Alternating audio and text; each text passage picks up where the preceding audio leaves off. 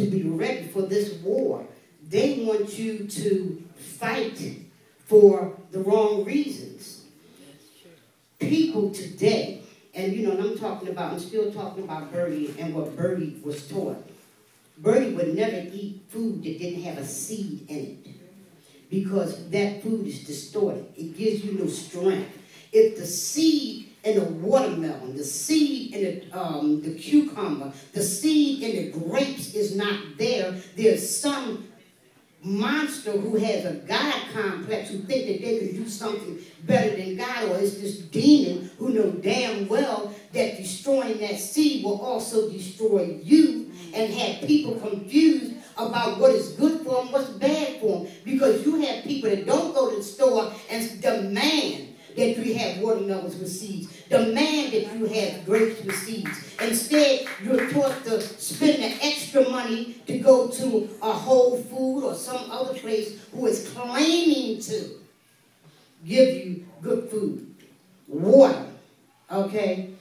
And dealing with the issue of water, instead of us fighting to get pure water, and we will go and buy Fiji, or whatever that word is, and you know, all those higher priced ones, and then we'll talk about the plastic, you know, that the water comes in, that you have people that's on certain levels who say, well, I only drink Fiji, and I only drink this, and I only drink that. I will never drink some Deer Park, but look, it's all in plastic bottles, you know? And I'm saying educated people know darn well that plastic is dangerous. The earth will not accept plastic. That's why you got dollar stores around, because they take plastic and make the toys that your children play with.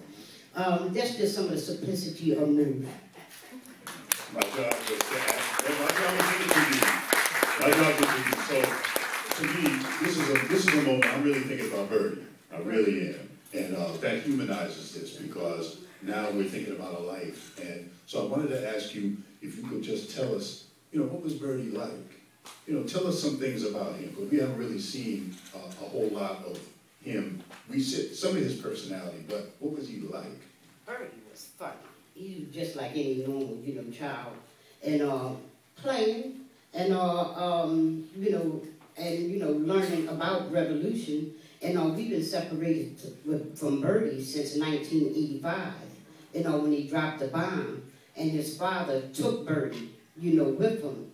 And Birdie was very committed to move. And because there was an article in the Philadelphia Inquirer in one of their magazines where after the fire, Dino Ward, the father, was talking about Birdie being in the tub and how upset he was because gouges of skin was off of Birdie from the fire.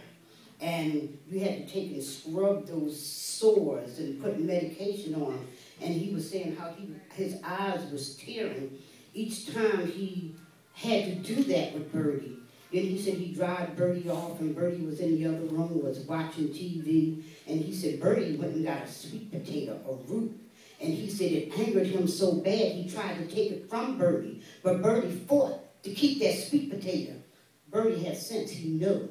And fight ensued. And Dina was talking about how he wrestled Birdie all over the floor. This is the same child that a few minutes ago he was saying that he was messed up about the sores, and and them blaming the wrong people. We didn't drop the bomb.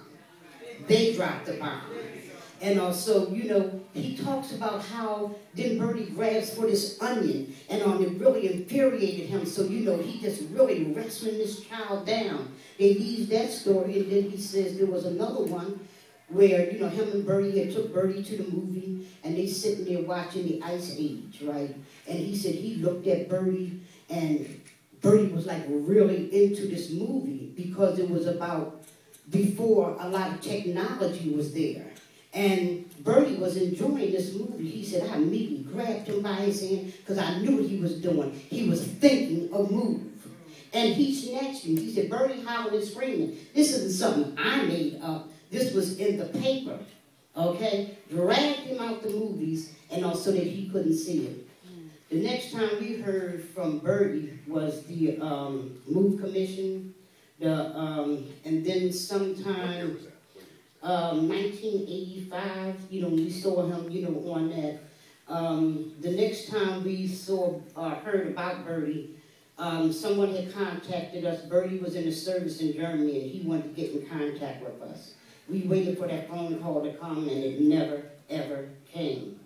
And then we heard one other time that, you know, he was married. He had, you know, a couple of children. And this is, you know, then we got the news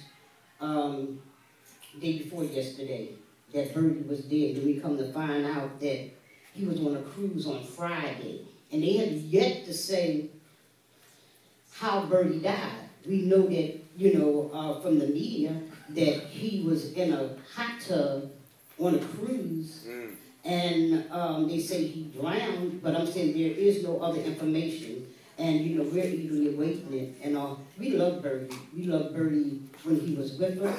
We love Bertie when he was away from us. And because he was snatched away in some of the most inhumane.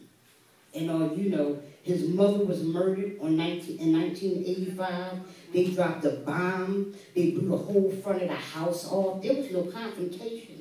And as far as Lucian Blackwell talking about the differences between us and the neighbors, and today, and people pay a whole lot of money to do what we were doing. We were composting. And when we lift that ceiling off that earth, we was allowing the earth to breathe. We have a deep respect for Mama and all that she gives us. And so the neighbors was a little upset. And the white collar students down the street, you know, they came to complain and said, no, you must be crazy. And then they said, we wasn't throwing food out the window. We was putting food into the earth and letting the earth eat the food down.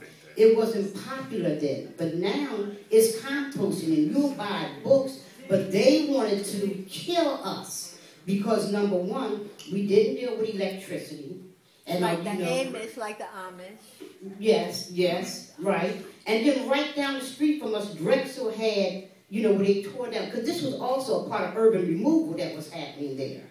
And also, you know, it was that battle as well as the battle of, you know, us standing up to the police and not backing down. You know, I could hear this forever. They're giving us the cue that the movie's getting ready to start. See, they're telling you, don't give it all away now, okay? So there's going to be more. There's going to be more, Pam. So don't jump up after the movie. That was just an appetizer. She is just getting started, okay? Yeah. Just getting started. So give a round of applause. Pam Afrika, all the way from the movement. There's